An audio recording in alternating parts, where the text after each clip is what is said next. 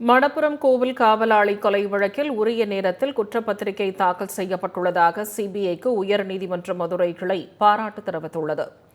சிவகங்கை மாவட்ட மணப்புரம் கோவில் காவலாளி அஜித்குமார் கடந்த ஜூலை மாதம் தனிப்படை காவலர்களால் அடித்து கொலை செய்யப்பட்டார். இது தொடர்பான வழக்கை சிபிஐ விசாரித்து வருகிறது. இந்த வழக்கு உயர்நீதிமன்ற கிளையில் இன்று விசாரணைக்கு வந்தது. அப்போது சிபிஐ தரப்பில் ஆஜரான வழக்கறிஞர் அஜித்குமார் கொலை வழக்கில் மாவட்ட நீதிமன்றத்தில் குற்றப்பத்திரிகை தாக்கல் செய்யப்பட்டுள்ளதாகவும் வழக்கின் 6வது குற்றவாளியாக காவல் வாகன ஓட்டுநர் ராமச்சந்திரனும் சேர்க்கப்பட்டுள்ளதாகவும் கூறினார்.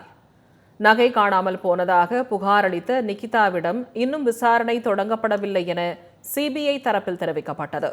இதை கேட்ட நீதிபதிகள் அஜித்குமார் கொலை வழக்கின் விசாரணையை உயர்நீதிமன்ற கிளை முழுமையாக கண்காணிக்கும் என்றும் சரியான நேரத்தில் குற்றப்பத்திரிகை தாக்கல் செய்த சிபிஐ அதிகாரிகளை பாராட்டுவதாகவும் தெரிவித்தனர்.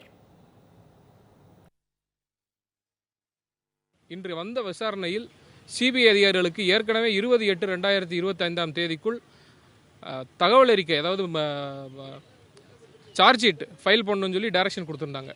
அதன்படி இன்றைக்கு இன்டரிம் சார்ஜ் ஷீட்டை நீதிமன்றத்தில் தாக்கல் பண்ணியிருக்காங்க. அதில் என்ன ஹைலைட்னா 6 பேர், அதாவது மொத்தம் 5 பேர் ஏற்கனவே போலீஸார் குற்றவாளியாக சேர்க்கப்பட்டு பதிவு செய்யப்பட்ட முதல் தகவல் அறிக்கையில் இன்றைக்கு சார்ஜ் ஷீட்டில் 6வது நகராக ராமச்சந்திரன் என்ற டிரைவரை சிபிஐ குற்றவாளியாக சேர்த்துருக்கு. இதில் இருந்து என்ன தெரியுதுன்னா, சிபிஐ ஒரு சரியான கோணத்தில் இதை விசாரிச்சுட்டு இருக்குங்கிறது தெரியுது. அது மட்டும் இல்லாமல் ஏற்கனவே சொன்னதான், யார் அந்த சார் அப்படிங்கிற கேள்வி எழுந்துகிட்டே இருந்துச்சு. இந்த வழக்கில் முதல்ல இருந்தே யாரோ மேலிடத்திலிருந்து சொல்லி இந்த வழக்கு இந்த பையனை அடித்து கொலை பண்ணதாக சொன்னாங்க.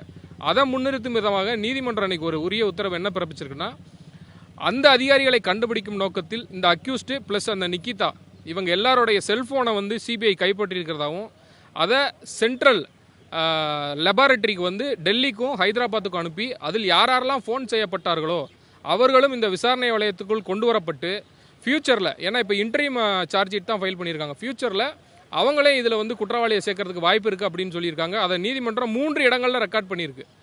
திரும்ப 3 இடங்களில் ரெக்கார்ட் பண்ணியிருக்கு.